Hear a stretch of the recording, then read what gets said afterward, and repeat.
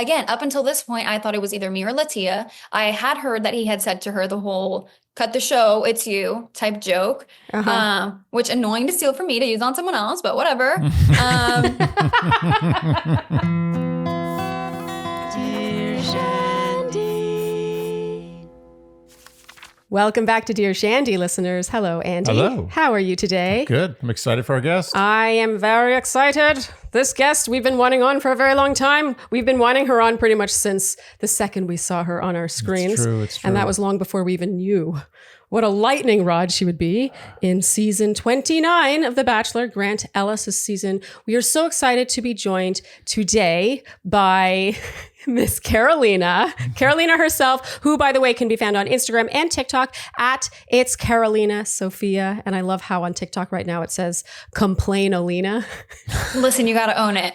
But thank you guys so much for having me. I'm so excited. I don't think I've ever been this excited to talk to anyone. Oh my God, we're so honored. And honestly, the feeling is mutual. We're honored. Yeah, we really enjoyed you this season. Well, thank you. I'm obsessed with you guys. I'm like, I agreed with you even when you had a different opinion. Even if when you were like, I don't like this so much. I'm like, no, I see where they're coming from. Like, I get it. Like, I vibe with you guys very well. So, and just so you guys know, there's nothing that you can't ask me and nothing's off limits except for, maybe things that are covered by NDA, but just that stuff. Just that stuff. Yeah. Okay. Truly. I don't know if you watched our recaps all the way back to the beginning of your season, but we were like, she's going to be the next Bachelorette. It's her. She's got the look. One. She's got the personality. Obviously, things transpired in a way where it seemed now like an impossibility. First, I want to know if it ever seemed like an option for you. That's whatever you're allowed to share in that regard. It seemed like a possibility for sure. Okay. After the fact, in the moment, I was very focused on that relationship, but after the fact, but I can't. There's some things that I can't go into, but yeah. Okay, so when the news broke that there would be no Bachelorette, were you surprised? Did you already know? Like, what was your reaction? I did not know. Okay.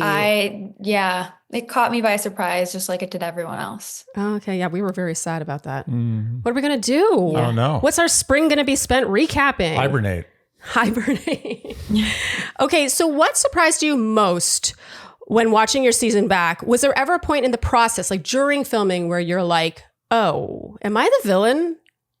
I think if you care about other people's feelings at all, and you notice that a lot of people dislike you, you have to kind of look inward and be like, okay, what am I doing wrong? So it definitely really bled into like my experience there and like my mental health. I was like, I'm going to watch this back and realize that I was so unaware and I'm an asshole. I don't know if I'm allowed to say that, but like there's something wrong with me.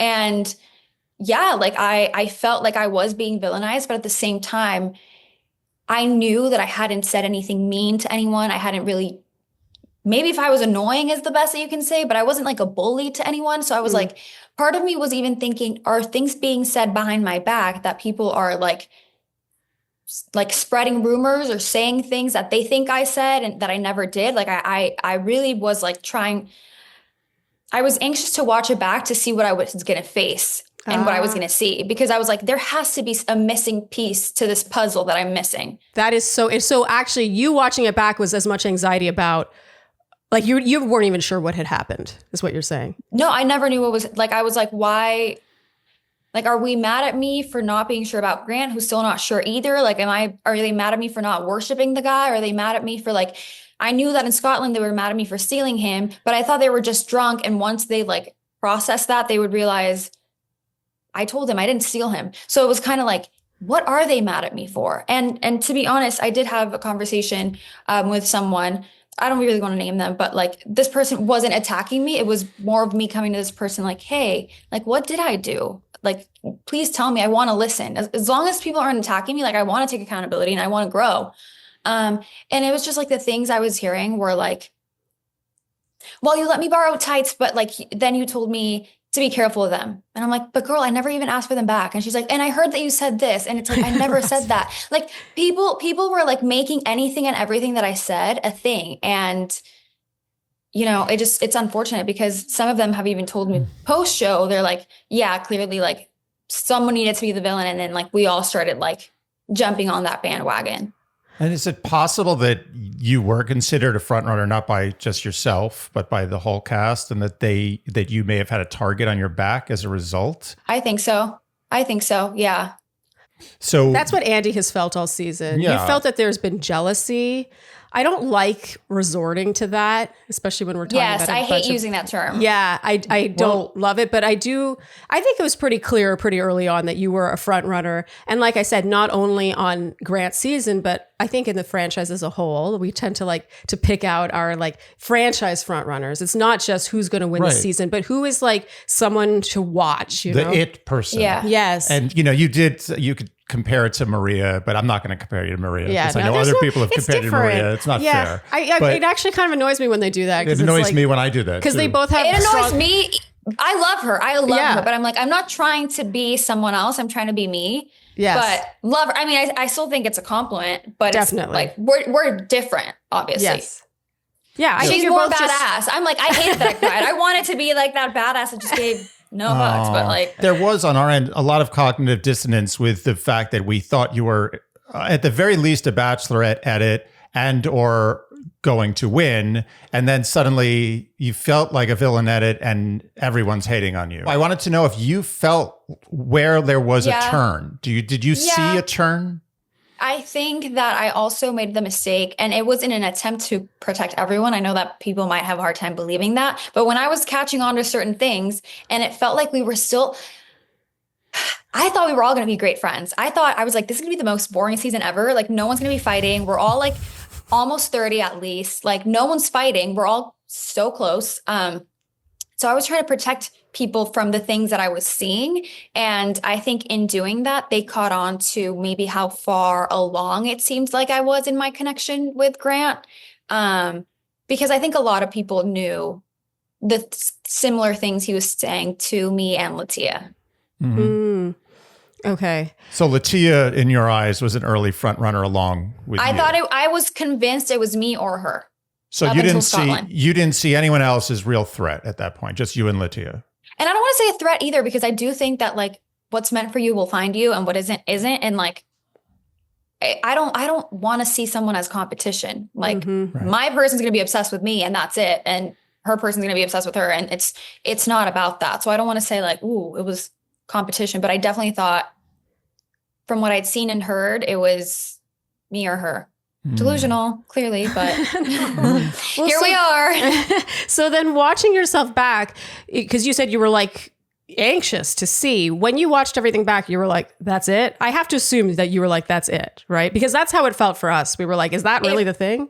It's like, obviously you can't see everything. So even when my positive comments are being cut out and you try to make it like I'm this negative person, I'm like, I still don't see why that warrants the hate. Mm-hmm. Okay. So let's focus a bit on your relationship with Grant, because I feel like that was the first big turning point for you. And obviously like things spawn from this, because your one-on-one date in Las Vegas with Grant goes so swimmingly that it seems like you are like kind of falling for him. And then that's I was obsessed with him. Okay. Not kind of falling, obsessed. Well, no, I was like, wait, we are best friends immediately, which was something that I had a hard time with on night one, because I was like, I was shocked by how nervous I was night one and how shy I got. And I was like, wait, and I've said this before, like at one point he asked me what my hobbies were and I was like, oh, this is such a filler question. Like he's not vibing with me at all. Like he's going to send me home, you know? So by the time we started dancing on that group date, and then in Vegas, it was so smooth so quickly that it was just like, oh, we're already best friends. Like once I open up, like, I mean, this is great. Okay. Well, since you touched on that group date, the dancing group date, yes, because we were like Team Carolina for like 90% of the time, like totally agreeing with you and not. But was there no part of you that's like, I'm on a stage with a bunch of women who are also dating this guy, And like, it's one thing to maybe like give him a peck, but it's another thing to like straddle him while everyone's watching. Is this like the moment, like you're being swept away by the moment? Obviously, no one can know what it's like to film this show unless you are actually in that environment. But what's going through your mind, and would you do it again? I would not do it again. I will agree with you on that. That I should not have done that. I think that I was most shy to kiss him the first time during like the performance of it all. But then I was like, wait, I feel like I'm falling behind. Like everyone's kissed him and like just for the fun of it, like the bit. And then we were just caught up dancing and everyone was just like chanting like kiss, kiss, kiss. So it was like, I don't know. I definitely should not have. To be honest, it didn't feel like it was that long though. I like watched it back and I'm like, they have to just have taken this from like every angle. Like, please tell me I wasn't there for that long. But yeah. If they can, they will. I remember mid-kiss, like I was just like, so like, by the way, that wasn't even me. That's the thing. That was my alter ego, my pop star diva side. Oh, so totally. That's Understood. why we're going to blame her. Your inner Britney. We all have one. Right. But I remember like it was the adrenaline and then I'm like kissing him and I'm like, wait, I'm going too fast. He's going to think I'm a terrible kisser. I need to slow down for a sec because this is really bad. And then I'm like, okay, that's probably why it took so long. Because I was like so nervous. So you changed gears in the middle. I'm trying to be a pop star and like own this side of me. But like, it's also the same girl that was too nervous to kiss him the first night. So. Okay. So then you have your one-on-one and you go into it, I think like excited, but you emerge like you said, obsessed. You've got the heart eye emoji. Looking back, I want to know what was said or done on this date. Like, because I felt like it was a beautiful date, like so many are. And really, when you shared your personal story, with epilepsy and how that has been received by some close people in your life, that was a very touching scene. But based on like how you are, like you seem like you have a healthy dose of skepticism in you. I'm wondering, was this the Bachelor Kool-Aid? I can admit on my first one-on-one, I left kind of like heart-eyed emojis as well. I'm wondering, what was the date like from your perspective that led you to like really fall so hard so fast? Well, I don't want to say I fell so hard so fast because me saying I was obsessed with him, it's like I really liked him, but I wasn't like in love with him. Yeah. I think it was the daytime portion where we clicked so well was amazing because it was like, wait, we can just like vibe. And then, and that was really fun. And then on the nighttime portion, unfortunately, he did take my epilepsy story very well. So I really liked that, but it didn't feel like we had a chance to dive into his like background, his life story. So although I really did like him from like the day portion, I still left with like, wait, like I need to process all this because what just happened? It felt like it happened very quickly, the dinner portion. And I was just like, that was fun, but like, wait, shit, like he knows me kind of, but like, what do I know about him? Like the vibes are immaculate, but like. Sure. Yeah, because you gave a lot in that date. Well, it is sort of like the whole thing, you kind of like black out sort of like you leave and you're like, okay, this went well, but it's like, it's not a normal interaction. No. And then, a lot of things were said where it was like, oh, is it me? It's me. But then also, how did he pull a Latia with you? Girl. I don't know. I don't think I can say too much, but. Wait, no, that's not a production thing. That's a Grant thing. Yeah, you could tell Grant things. He was telling me because I made sure to say, if you meet my family, he was like, oh, when you meet my uncle, he's going to love you. He's going to cook this for you, blah, blah, blah. And then I was like, oh, by the way, sorry that I pull away when we're kissing. Like, I hate kissing you on camera, except when I'm like sitting on your lap, essentially. And I made a joke about it. He's like, it's okay. There's fantasy suites for that. Like, he was just like making a point to be telling me things that were not potentially going to happen, but like they were happening. And I almost was like annoyed that he basically stole my joke with Latia because I remember making the joke of like, wait, should we cut the show? Like, is this it right now? And then I even said like, are we pulling on Claire Crawley here? Because it was me. And so we were having so much fun, but then it like did end abruptly. And I think part of my spiral the next day was, we've all heard Zoe's version of events, which I truly believe that like people jumped on her assuming that she had been on that like little like one-on-one, if you will, like that when she pulled Grant at the basketball date, she had that time with him. She came back saying like, guys, maybe it seemed like I was there for longer than I was, but like we were doing interviews and whatever, and people just jumped on her. So I had that anxiety carrying over to the next day, to coming back to the house and like having girls think that I had an overnight date, and that pressure that like I had already felt uncomfortable from the R&B date and feeling like I don't want to be a threat. I don't want to be a target. Like I want to like be mellow. And then that pressure of like, I hadn't even gotten to think about the date by the time I got home, because I was just thinking about, are people going to think that I had an overnight, and are they going to see me as a target, and are they going to like be hating on me for this?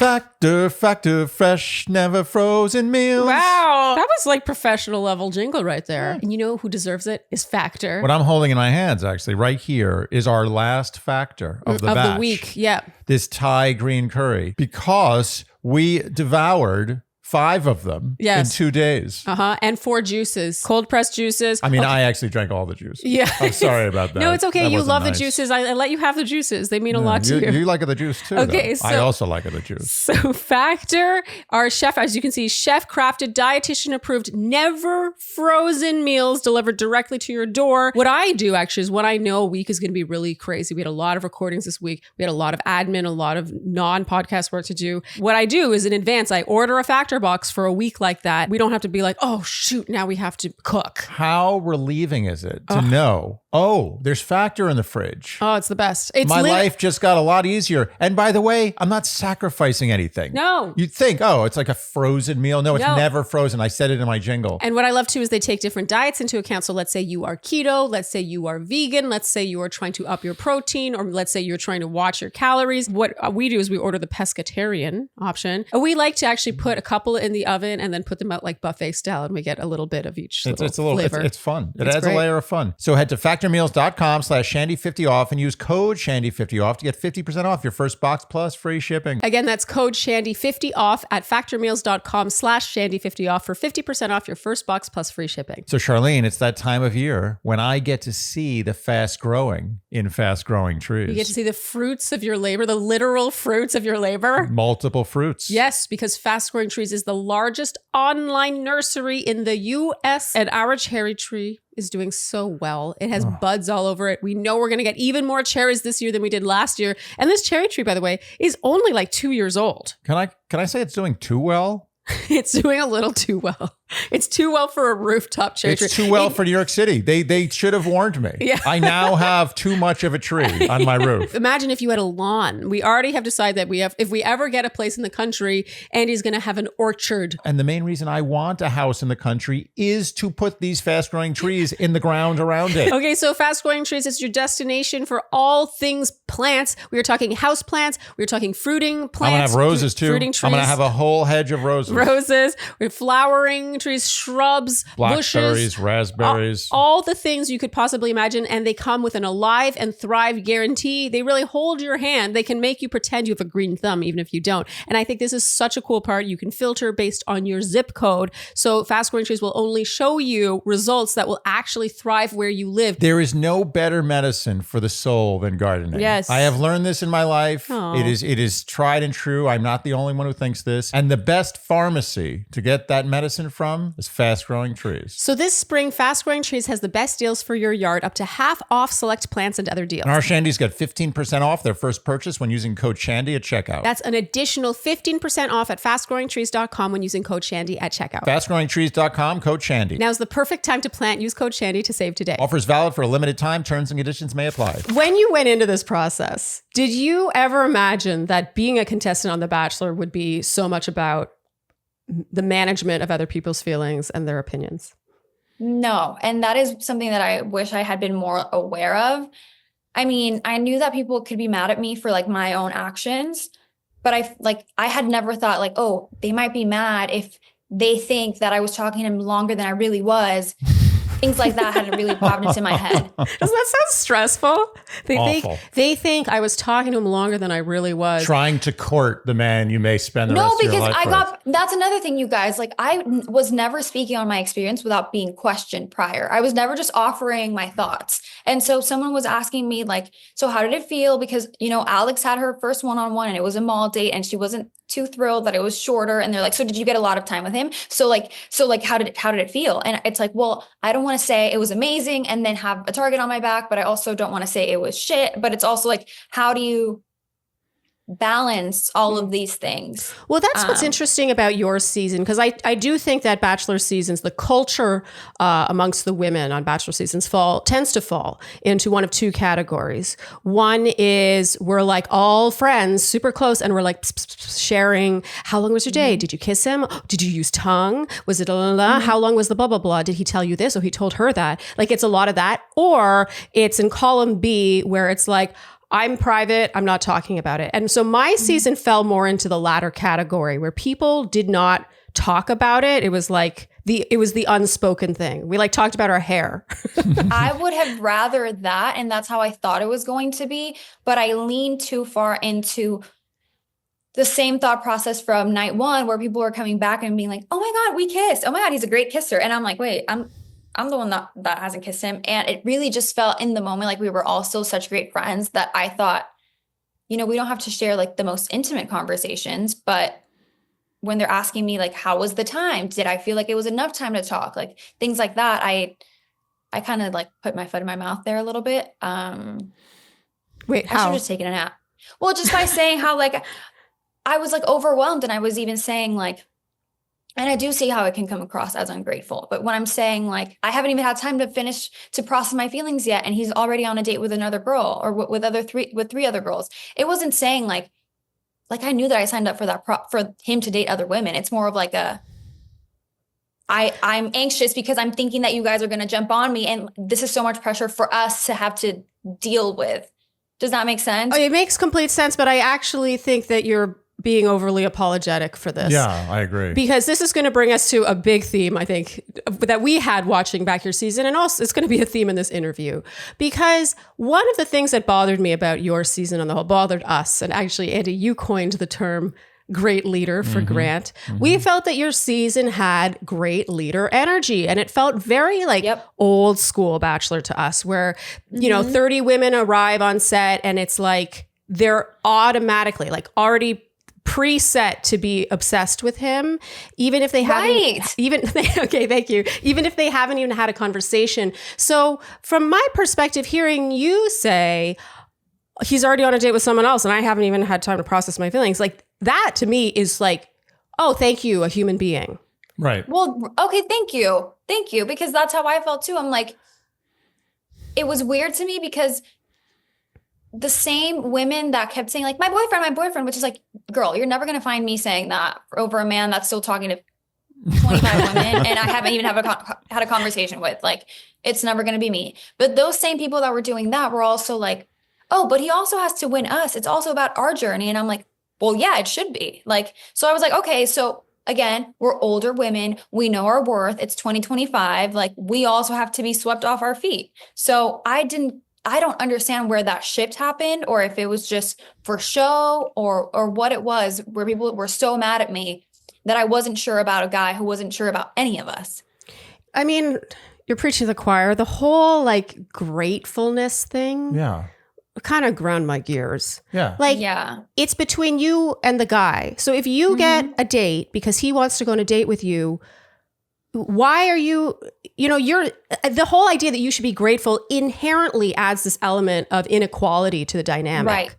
But it also assumes, but it also assumes everyone's in love with him. Yes. Which is ridiculous. Yes. So you should be grateful if you develop a really strong connection with him and then maybe get some time with him, but not out of the gate. I think it's giving fangirl behavior to me. It's like, we're all obsessed with you and we're just like begging for a time. And it's like, well, no, like I'm going to be grateful once you show up for me, once you show me you're a great man, once you like, you earn that trust and that love from me. And once I feel that reciprocated from you. I think the only way this could rub people wrong, or in a way that I can understand, is if you spoke like this in front of, women who haven't had time, which I guess is what had happened at that point. Because but to me, that's more insensitive. Yeah, I just think, it's not I think ungrateful. Your honesty combined with your front runnerness was probably what rubbed some people wrong. And I don't think that's a good reason to be rubbed wrong. And I get that though.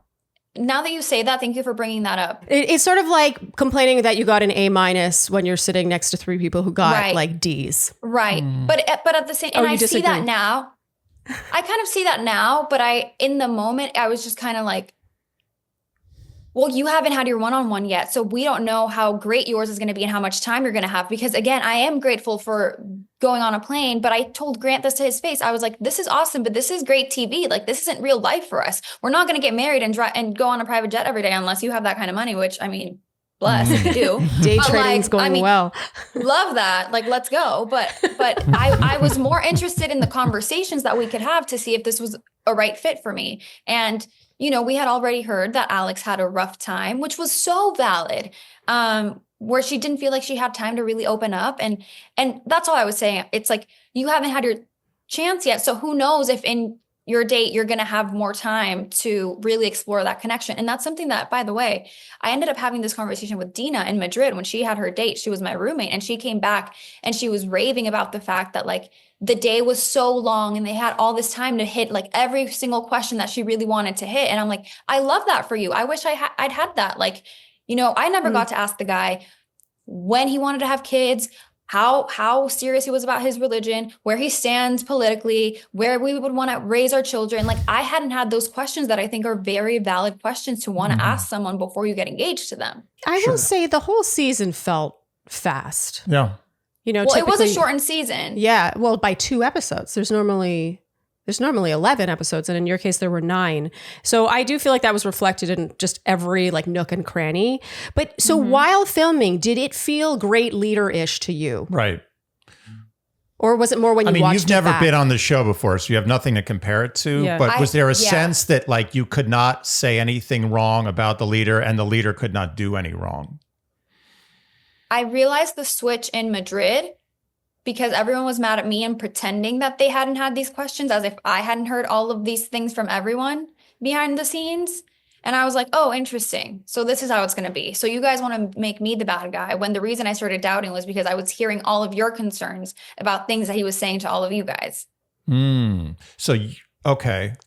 Okay, so there were people voicing concerns about how well they knew him. About how well they knew him. Well, about whether or not he was quote unquote a player. I heard he had called someone fine instead of like beautiful, and that person didn't like that. He had made a comment about someone's body and being attracted to someone's body, and that person didn't like that. He had been calling someone else babe, and that was like kind of a you know, like, is it this person or is it me or is it Latia or is it like, you know, he had apparently or allegedly done the same exact thing for Rose and for Latia on a date. So it was just like, why are we now pretending that I'm the bad guy for having questions? Okay, I find that super interesting because this brings us to Rose, because I feel like the Rose debacle, the off-camera conversation, and how it spiraled was actually, it stemmed from the fact that it spiraled as much as it did, stemmed from the fact that Grant was very upset about being perceived as a player. So let's go back to the conversation you have off camera. I have since heard that there was someone else in that conversation. Yes. Who else was there? Dina. Okay, so it's the 3 of you. And according to what we've heard since on Women Tell or whatever, you were like having a girl chat comparing of notes. What transpires and what is said? Yeah, so it was in mine and Rose's bedroom, and Dina was there. It was while Latia was still on her nighttime portion of that 3-on-1. And I had just gotten back from my Vegas date. And, you know, we were just kind of like, like, okay, so he did the same thing for Rose and Latia. Is that his fault? Is he being like persuaded by someone else to do that? But also like, well, it's still weird because then do you not have a backbone? Like, it's still like embarrassing for whoever ends up with you to like have you do the same thing for her and for another girl. And so we're kind of like questioning. Are you allowed to say what the thing is? Sorry, I actually don't know. Because it was on the finance date and they never aired it. And so it was like something he did for someone in one-on-one time that would never air. And I must have been told in the moment, but I think I was so anxious that I was just kind of like trying to look composed, but like I had this pit in my stomach feeling because I'm like, okay, this sucks because like, do I stay? Do I go? Like, I don't want to stay and just be played. And I should have asked my doctor to like up my dose of Lexapro, but I didn't. So I was spiraling. Honestly, the whole thing does sound very stressful. I'm getting stressed No, out. it's like, because you're like, you don't want to, I'm like, listen, this is all great. And like, we even made a joke, like up until this point, up until before my one-on-one, I was all like, we would make jokes. We'd see Grant and we'd be like, oh, you're here? Because we were all still so close and we still hadn't gotten to really know him. So it was just like, well, fuck, for them, it's easy to laugh it off because they haven't really clicked on that deeper level yet. But for me, I'm like, well, shit, did this mean anything? Or like, is this all fake? Or, you know what this feels like to me? It's like a murder mystery where Carolina and Alex got murdered, and I still have no idea why. They did get murdered. The two of you were supposed to have hometowns. I think it's pretty obvious to everyone. Like, surely you thought you and Alex were getting hometowns over Dina. What happened? We have no idea what happened to Alex. No idea. Yeah. No, we were both blindsided.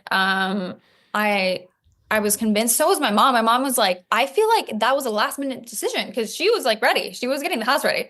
So it's getting the house. Yeah. That's the worst when you clean your house for someone and they cancel. Well, and also the getting the making the house ready, suggests that plans have been made. Yes. Yeah. Okay. So sorry, just to stay on track. So you have the conversation with Rose and Dina, and it sounds like it starts out more as sort of like a girl chat thing. And then Rose says what we all know she said, which is that Grant told her that he was thinking of her while the dancing. And we've all seen the clip back. And I think she did specifically say my name because there's still some doubts on the internet. There's as to whether I embellished what she said. No, she will admit that to you. She understood. And I do think that that's what she understood. She understood that he had said while dancing with me. And that is what bothered me the most because I could let other things slide that I had heard that were raising red flags with other people because it's like, well, I don't know how he flirts with other people and I did sign up for this and it sucks, but like, it's none of my business as long as I'm not involved in it. Mm-hmm. But once my name is being brought up, I'm like, and that's what I told him. I'm like, I don't want to end up with you and then watch this back and be humiliated. Like, that's so embarrassing for me. So when she tells you this, because what I find so interesting about that scene is it really touches on like the dynamics between friends and what you share, what you don't share. We're a relationship podcast outside of our recap world. And sometimes you'll get a question that's like, I heard the way so-and-so spoke about so-and-so. Do I tell the, so-and-so that I heard all this being said? It's like, do you tell someone something that will hurt them? Mm-hmm. We felt that even though things definitely got away from Rose because you had told Grant this, I still think that the original sin is telling you something that is going to definitely hurt your feelings. I agree with that, but I also don't want to assume anyone's intentions. I think this whole time I've tried to give everyone the benefit of the doubt. And the truth is, she did ask, should we keep going or are we going to hurt each other's feelings? And I was like, I mean, honestly, just tell me. But like, I could have never imagined that she was going to bring up my name specifically. Yeah. Okay, so she did. Okay, that's interesting. So she did say that. Okay, sorry. I have so many thoughts on your seasons. I find it so like there's so much to chew on with her season. Personally, though, yeah, even if my friend had said, tell me everything, I would have not said to my friend anything that brought her up. I would have, because that's just going to hurt her feelings in a way where like, okay, it's enough that we know that he's kind of saying a lot to everyone. Mm-hmm. It did feel kind of like, oh, wait. Like, are you trying to bring me down? But I do want to give her that benefit of the doubt because I'm not sure. I do feel like with your season, the way on night one, women are already being like, oh, I kissed him. Oh, he's a good kisser, blah, blah, blah. People are already comparing notes about the kissing. And at this point, some of you haven't even had a one-on-one conversation with him yet. And what it does is it sets the tone of a dynamic where you're all in this together and he's like the other, right? Mm-hmm. But once you have a one-on-one date like the one you had, that really muddies the lines because now you're attached to him and the friendships have yet to really catch up, but you're still trapped in that dynamic where we're like comparing notes all the time and we're like prioritizing how each other feel versus what our dynamic is with him. Yeah. So I find it just really interesting, like how so many things I think got blown out of proportion. Do you regret telling Grant or going to Grant with this thing about Rose, given how everything turned out? No, I do wish, I regret not being able to protect Rose any better. I thought that I did a good enough job. When I left my conversation with Grant, I thought he had no idea and he was going to leave it at that. And I felt very safe and protected by him. And I was like, okay, all of my doubts about him, like we just cleared everything up. Cause I did tell him like, I'm coming at you with this information from a point of like, please do better because you're doing a lot for a lot of, you're saying a lot to a lot of people. And I didn't bring up anyone else's gossip. But I did say to him, like, you did even say some things to me during our one-on-one that then if you change your mind, it's going to hurt. So like, don't overpromise and underdeliver and don't spread yourself too thin with all of these women. Just like try to be respectful. And it seemed like he got it and he was reassuring that he was going to protect me. And I'm like, oh, okay. Like back to being obsessed with him for 5 minutes until he comes back and apologizes for going to Rose. At which point I say, I can't be mad at you for needing the clarity that I also needed, but it's still disappointing because you did say that you weren't going to do it. And then you did go and do it. And then not only that, but then he goes and tells Chloe, who then tells the rest of the house. And now. Wait, he told Chloe? Yes. Oh, okay. Oh, that's frustrating. Unnecessary. So he did the opposite of protect you. He did the exact opposite. And the thing is, when he came to apologize, I thought that he had only told Rose. And I was like, okay, I can handle this with Rose privately. And I do think that we could have handled that privately. But then I come back inside and then there's like, there's cameras following you. And you're like, wait, am I the plot? Like, what's happening? And then crying. I'm like, what? People are like, Carolina, did you talk to Grant about something with Rose? Like, and I'm like, wait, what? Like, what? And Chloe was upset that he used his time with her to talk about me and Rose. And I'm like, wait, okay, so he says he's not going to do it. Then he does it. Then he apologizes for doing it. And then he goes and tells someone else who's then going to put a really big target on my back. So, okay. Yeah. Do you have, can I? No, it's just interesting. I'm just trying to get to the bottom of Grant. I know. And I want to get to that at the end. Seems to have done you dirty. It seems like he's done other people dirty. Certainly, in retrospect, he did Latia dirty. I don't understand how much reverence he got during this season. I just don't understand why, like in past seasons, the lead has taken some heat from the cast for making some poor decisions. Thank you. This season, no heat.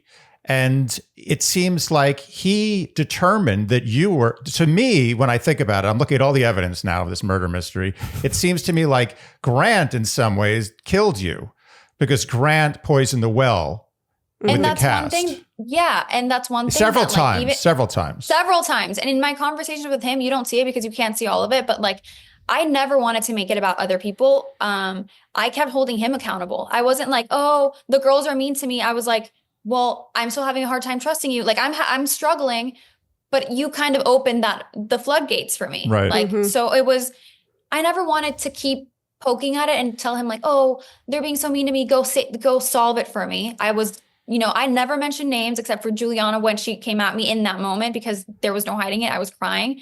But even in Scotland, like when you see me crying and telling him essentially like, I am miserable here.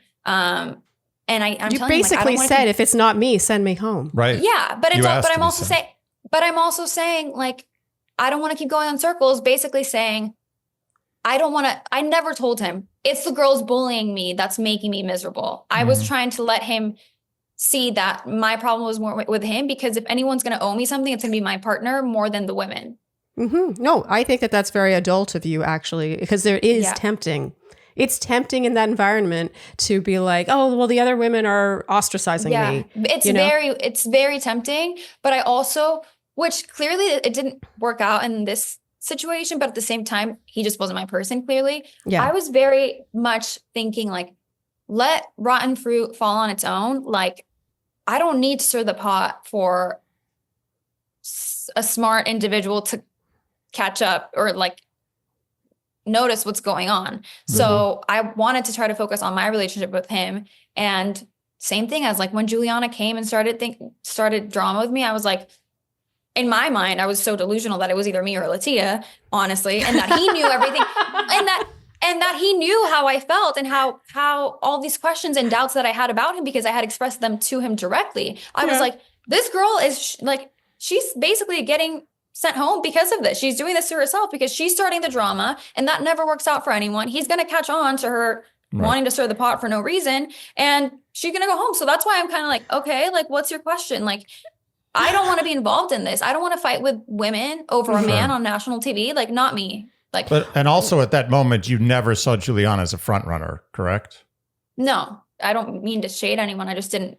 I had no idea where her connection with him stood, and it didn't seem like it was. Yeah, no, I don't think it's shading anyone. I mean, I think it's actually, it makes for an interesting season when someone does come up from behind like that. But I do think Juliana is an interesting sort of character study in this setting, because she is in some ways the cult leader. She's not the great leader, but she's the one who's like, you're ungrateful for having had this time, for being blessed with this time. In her confessional, she says, sometimes I just can't believe, Carolina, to hear her be so iffy about the opportunity that you have the to opportunity. date. The opportunity you have to date Grant. To date she gets Grant. to kiss the hem of his pants. To say that, and to say that without having even had a one-on-one. That's a good point. In the moment, I was like, if you're this ready to marry this man right now, it's kind of giving that you just want to win the Bachelor, and you'll settle for anyone more than you actually care about him.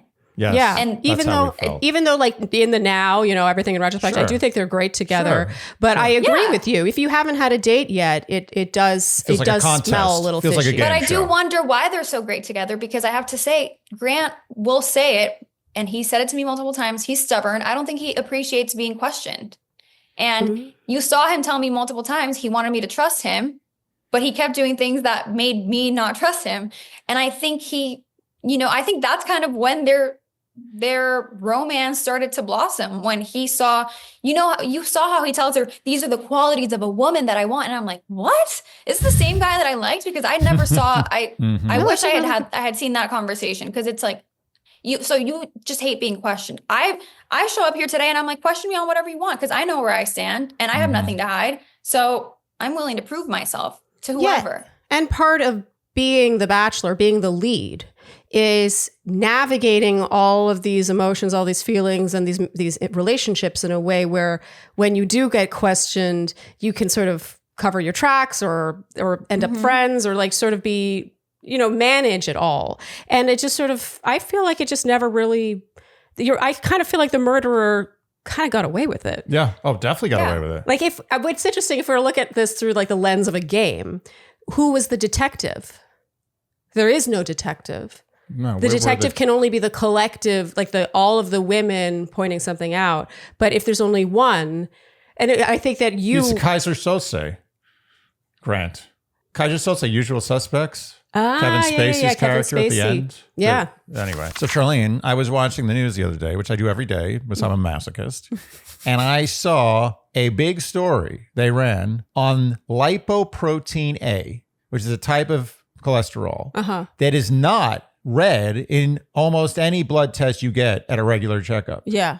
And it is considered to be one of the most dangerous and foretelling things for heart disease and heart attack and early death. Wow. And when I saw the story, I was terrified because my cholesterol is not super low. So I was like, maybe this is it. And I was like, well, did Function Health test this? Was on the news story. They said almost no one ever tests for this. So I panicked and I went to my Function Health dashboard, and there it was, lipoprotein A in range. Oh, yay. Okay, so Function Health, I think, is the sidekick we all need in health today. Because let's be honest, like you said, you go for your annual checkup, you're getting a regular blood test.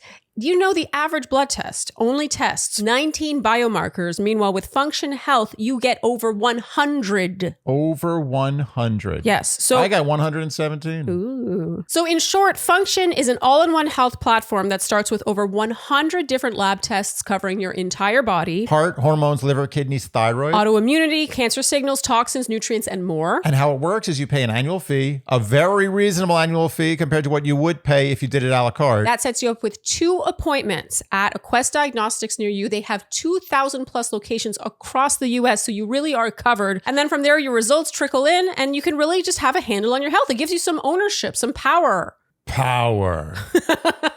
So Function currently has a waitlist, but they are offering our listeners, the Shandys, a chance to skip it. Head to functionhealth.com/Shandy or enter code Shandy when signing up to skip the waitlist. Square hair Space. Squarespace. We always do a custom jingle for Squarespace. And that's because Squarespace, by the way, in addition to being one of our OG sponsors, one of our original sponsors, we just love Squarespace. I have been using Squarespace for well over a decade. Custom jingle for a custom website, which is what Squarespace gives you. They give you the power to create your own custom website without pains in your ass. Yes. So Squarespace is your destination for building a beautiful, professional-looking website with little to no design experience. And not only is that going to save you a lot of money, because it costs a lot to hire someone to design a website for you, but also you get to feel the pride of having made your website yourself. And how it works is they have all these beautiful templates to choose from. And Squarespace even lets you decide based on what the purpose of your website will be. And then from there, you can plug in your imagery, your photography, your information.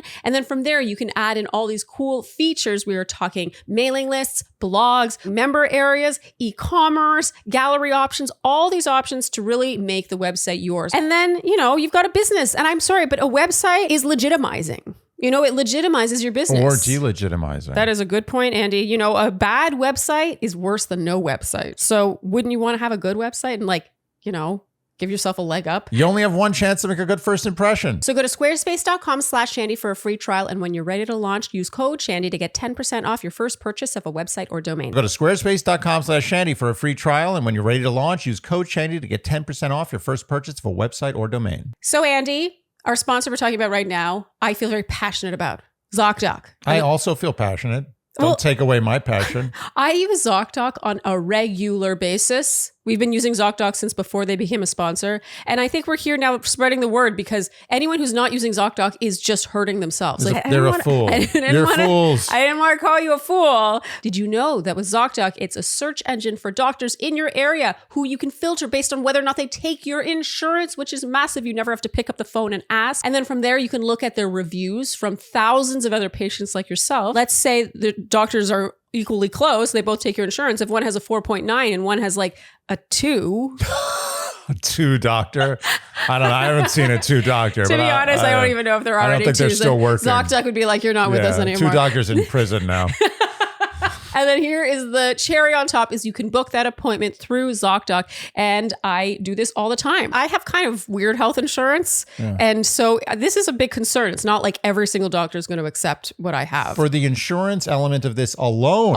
Forget about the dashboard. Forget about all the other features. I agree. Just for the insurance, do ZocDoc. I agree. So ZocDoc is the free app and website that helps you search and compare high quality in-network doctors, choose the right one for your needs, and instantly book appointments with them online. We're talking in-network appointments with over 100,000 healthcare providers in every specialty. From mental health to dental health, eye care to skincare, and more. Plus, ZocDoc appointments happen fast, usually within 24 to 72 hours of booking. You can even score same-day appointments. So stop putting off those doctor's appointments and go to ZocDoc.com/Shandy to find and instantly book a top-rated doctor today. That's ZocDoc.com/Shandy, ZocDoc.com/Shandy.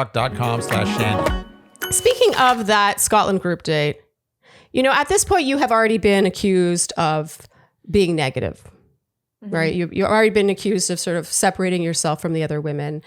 And yet we see you on this group date. I think I used forgive me, in our recap, I think I might have used the word pouty. Shame on you. I forgive you. Yeah, well, what's going through your mind on that? But that's the way that it's perceived. And I get that. And it's so frustrating because, again, I can show you pictures from behind the scenes of that day and I'm smiling the whole time. So, you have to, there's a narrative that's being fed there. And it's unfortunate because, yeah, I did feel really awkward waking up that morning with people that wouldn't even say hi to me, people that were purposely, that awkward feeling when people leave you out on the sidewalk and it's just you behind all of them and they're purposely it was a very cliquey day, but I was trying my best. And, I was not pouting. I was eating grapes. I had just been sitting with Serafina. Serafina wasn't participating in that activity either because if you watch the episode, not every activity included everyone. So I wasn't just sitting there pouting. Mm-hmm. I was eating my grapes, waiting for whatever my next activity was, whether I had to go do interviews or I had to play a game. I had not been asked to join that activity. That's why I wasn't a part of it. Mm. So I wasn't being pouty. And that's also why I didn't understand why the girls were jumping on this narrative, because I'm like, where is this coming from? You all are aware that we weren't all participating in every single activity. So I really, when they were arguing with me, I was like, I don't get it. what is this negative Nancy situation that they have going on right now? So when you do speak with Grant, who I do recall pulled you, by the way, I just have to mention this. So he pulls you, he kind of convinces you to stay. Did you leave that conversation thinking, okay, like I'm a front runner? I did. I would have. I was like, I'm definitely a front runner because, again, up until this point, I thought it was either me or Latia. I had heard that he had said to her the whole "cut the show, it's you" type joke, which annoying to steal from me to use on someone else, but whatever.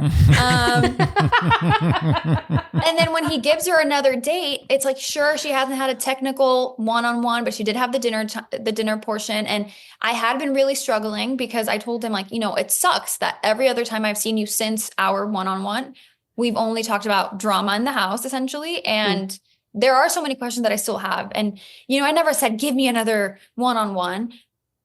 But to see him give it to her was like, okay, so it's not me. So just let me go home because it's not like I'm having fun with the girls that treat me so well. Like, if it's not me, that's fine. Just like, let me go home. And he insisted in me staying. So I was like, okay, so there must be a reason. I still have a pretty good shot. Like, okay, cool. Reasonable.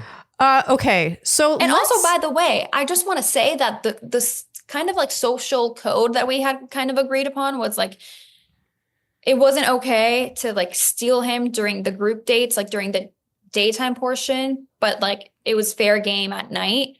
And everyone, you've seen the show, like everyone steals him from someone else at their due time.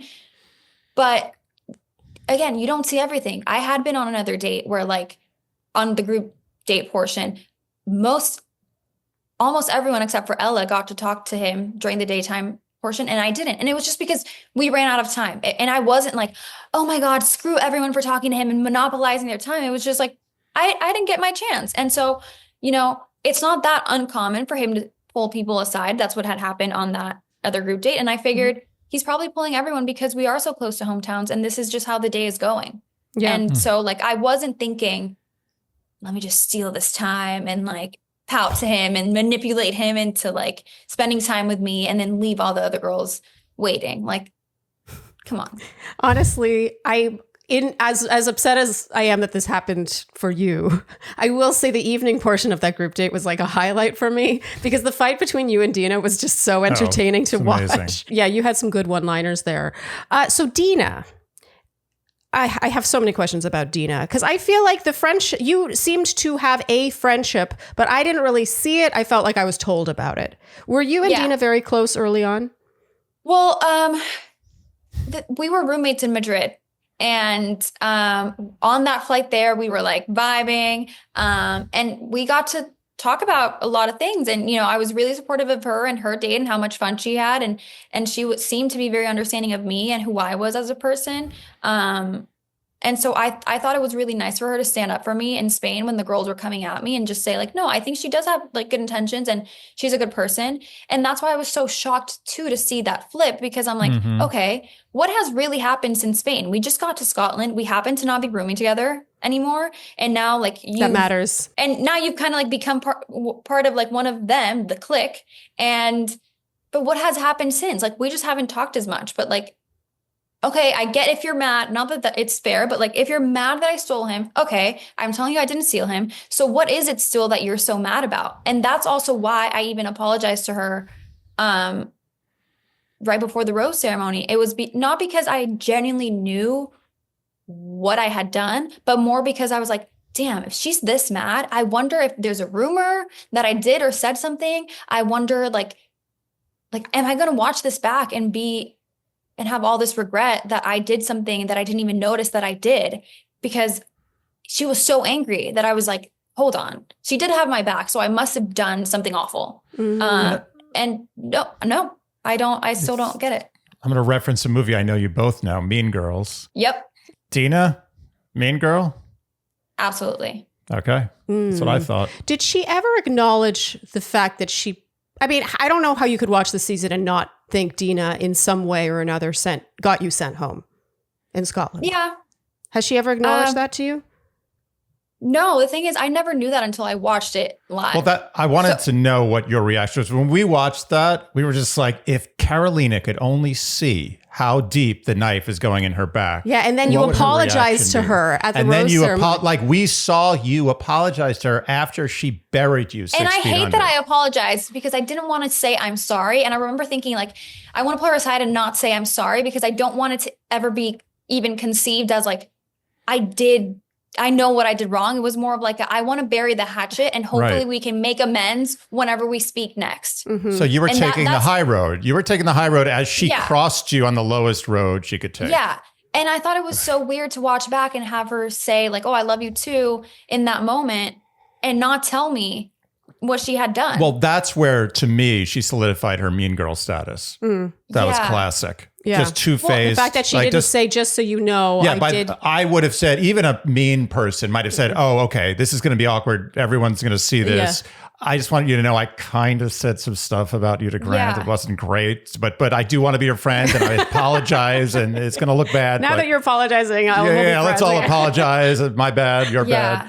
But she didn't do anything. She was just like, oh, yes. No, if anything, at Women Tell All, she's like, actually, I bought Carolina a week. Yeah. She doubled down. And it was awful because I was following spoilers. So once I knew she got sent home after hometowns, I texted her and I was like, hey, I hate how things happened. Like, I do still want to know like what it is that happened. Like, let's talk about it. I'm here for you. I'm so sorry if you were blindsided by this. Like, I want to hear from you.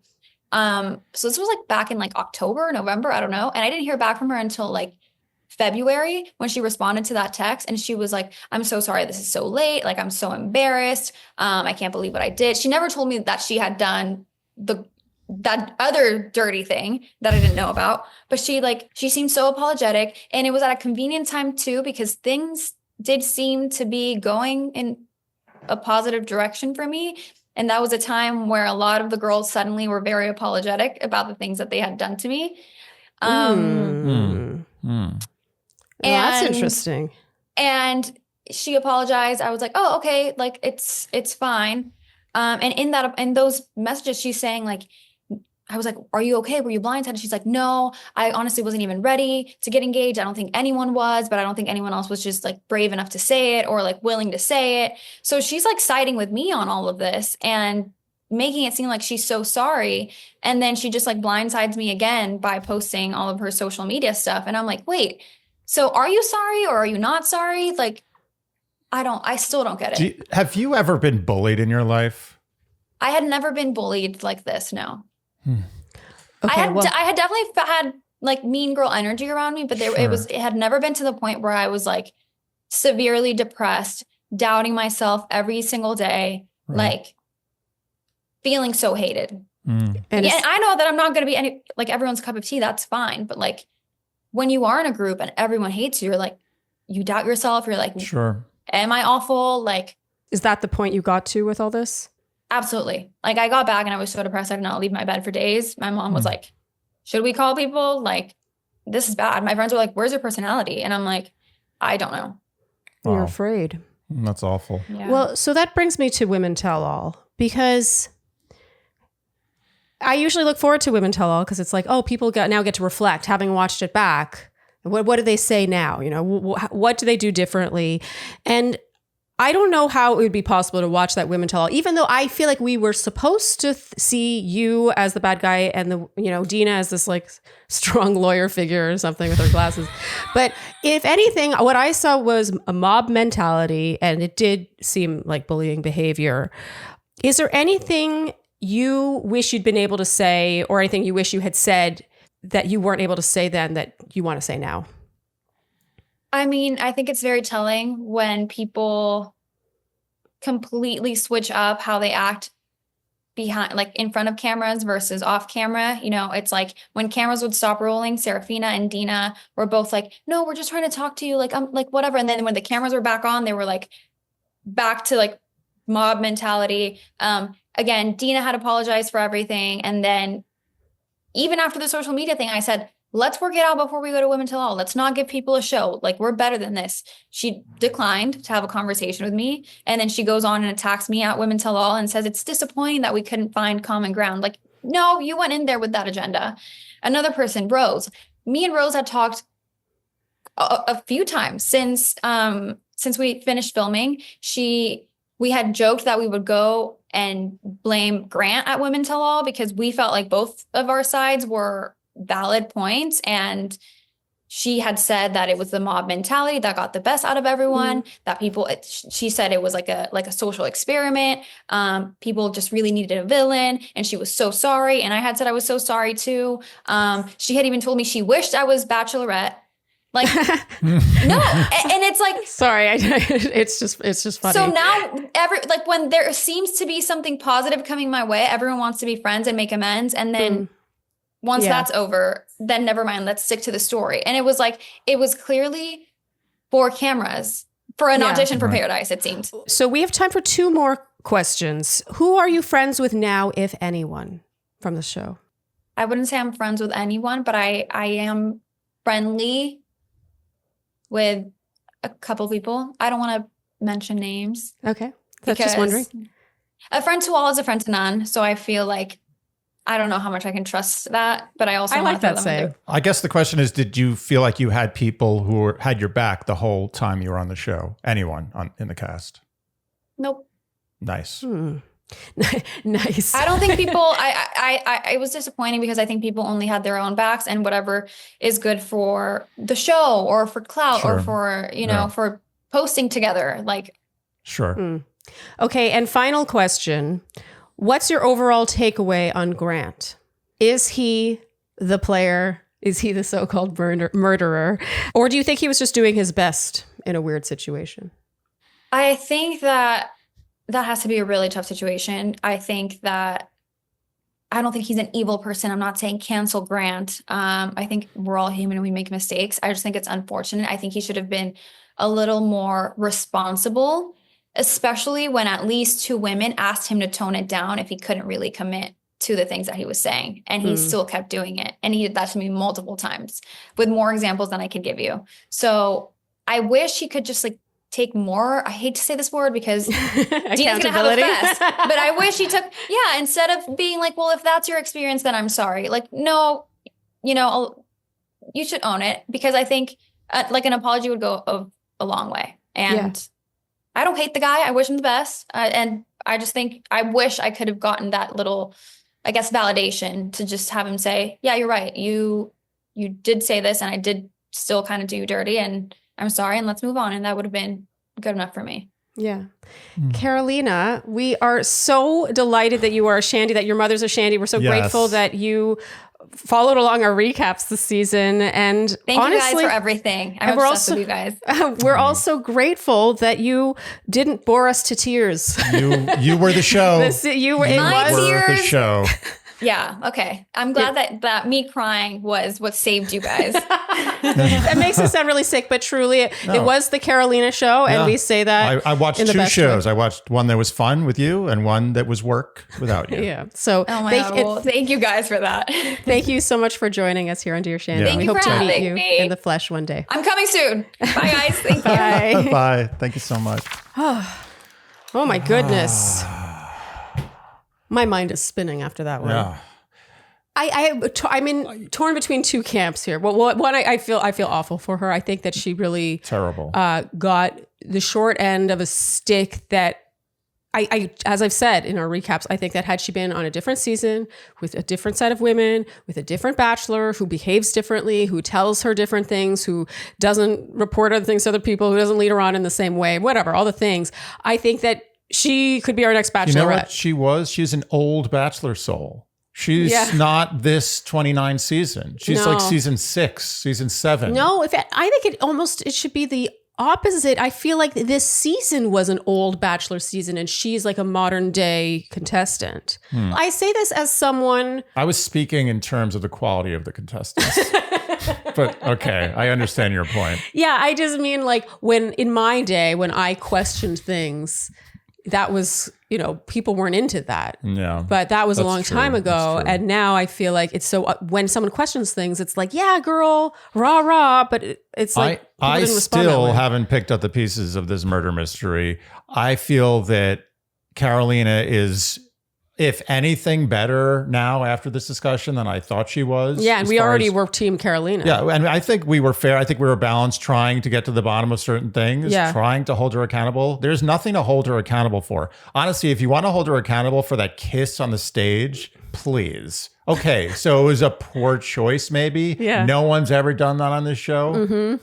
That's not a good reason. No, it's true. Okay. Yeah, Carolina was the most honest, real person on this cast. I mean, it felt that way. And she got punished for it. Yes. Over and over again. And she got punished in a way that felt like a mob mentality. It felt like Lord of the Flies to me. Yeah. And I do think part of the issue is that, you know, a different personality type than Carolina might see that she's rubbing everyone wrong and just be like, oh, I defer. I'm sorry. Sure. And then change the way they behave. But she wasn't willing to do that, which I love because it made a great TV. And I also just love that about her personality. But I also think that it's one of the things that just drove them crazy. It's like, why can't you just stop being the way you are? You know what I mean? Yeah. And I was trying to clock everything with Carolina in this interview. I know, me too. I was like, are you difficult? Right. Are you pouty? I wanted to know, are you annoying? Are you difficult? Are you pouty? I have a very good read on all those things. I smell annoying like a cheese.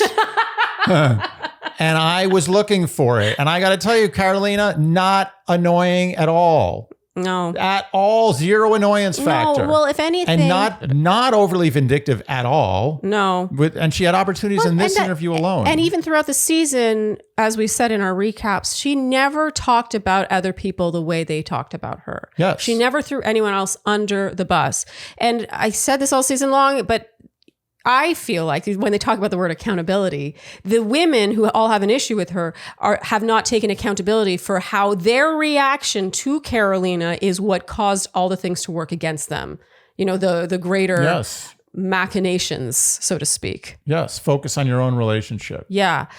So interesting to get back to the murder mystery, that he's telling her things that he was telling Latia. Mm-hmm. I think, you know, had Dina not thrown her under the bus and Grant had kept her for her hometown, which he said he would, it sounds like, when you meet my uncle.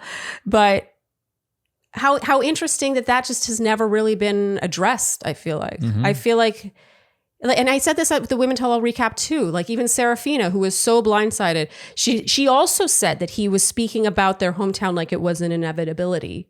And yet she gets sent home, she's crying. But then at Women Tell All, it's just like, oh, nice to see you. Yeah. I don't know. I found sometimes I actually find the lead gets overly punished for doing what he just has to do in the situation. But in this case, I feel Grant has been underpunished for doing way more than he needed to. He did not need to lead people onto this degree. And that's what makes him seem like a player, not what he said to Rose. No, the only time he got questioned at all was when Rose approached him. That was it. When else was he questioned in any way? And even that wasn't a question. It was more of a, this happened. Yeah. No, I mean, otherwise it really was just Carolina being like, don't say this to me if you don't mean it. It's going to hurt a lot more. I mean, it echoes what Latia has said, really. Anyway, isn't it amazing how much goes into making a TV show? It's a lot. Yeah. Well, I really would like to see how this sausage was made, because I want to see, was Carolina told that she might be Bachelorette? I suspect she was in the running because she was definitely in the running. I'm going to say this. I have a good spidey sense for the Bachelorette on night one. I'm not to toot my own horn, but I did call it with Maria, and Maria was offered it. Yes. I couldn't predict that she would turn it down. You thought first, and I, a close second, thought that Carolina could easily be the Bachelorette. Yes. And I find it very hard to believe that at some point early in the show, they didn't say to her, like, oh, you're in the running for the Bachelorette. And that makes it all It's more likely, sorry to interrupt you, it's more likely that it happened after filming, but before airing. I was getting some Spidey Sense vibes that she was in the running for that. Yeah. So you think after filming? Well, I'll put it this way. After my season, a lot of people asked me, did they ever talk to you about Bachelorette? Do you think you were ever considered for Bachelorette? And I can tell you right now, my answer was no. And it's not that I didn't consider it. It's that they never asked me. It was never in the running. There was nothing that ever happened at some point in the airing of my season where people started treating me differently because it was a possibility. Do you see what I'm saying? I see what you mean. So I'm just being very upfront about that. No one ever was like, hey, can we have a meeting?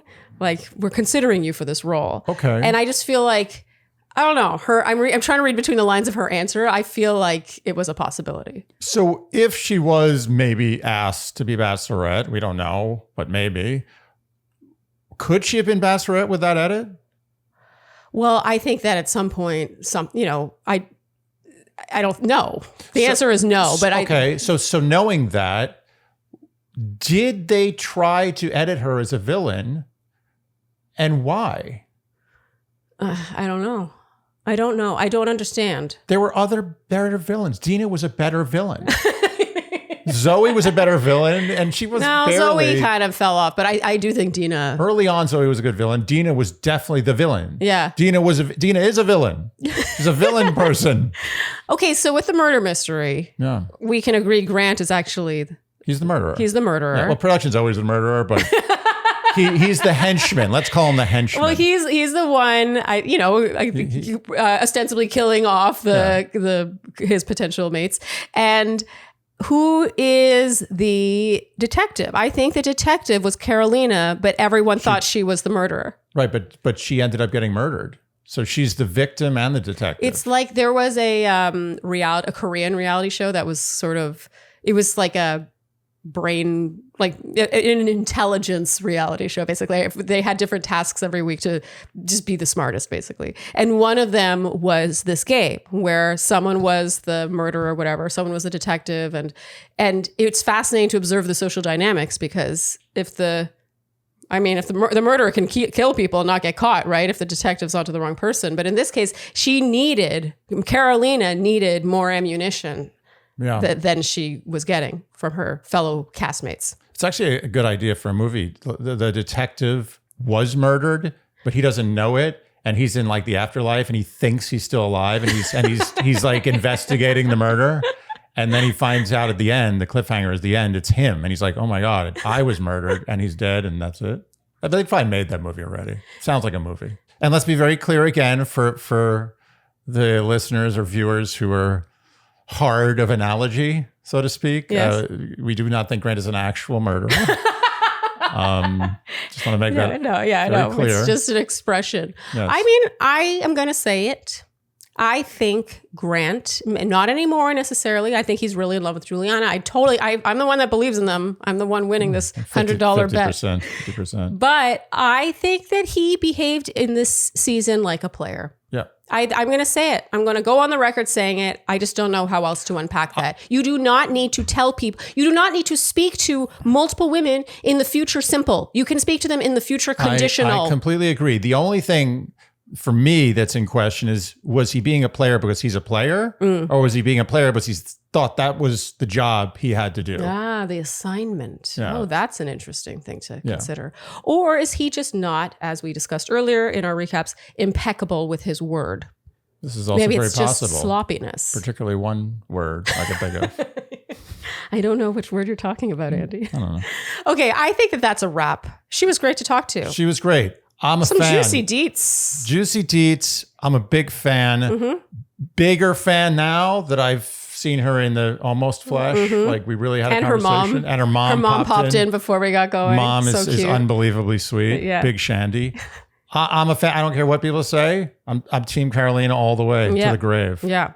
I hope she goes on Paradise, not because I think that's what will be best for her, but just because I think she's so entertaining to watch. I know it'll come feel at a little sick it'll come that. at a cost. Actually, honestly, I think she can only go up from here. Yeah. And they like villains in Paradise. That's a place where villains rise up. Yes. And I think Not that she is an actual villain, but her edit was. Yeah, and it's always painful when she kept saying, we're almost 30.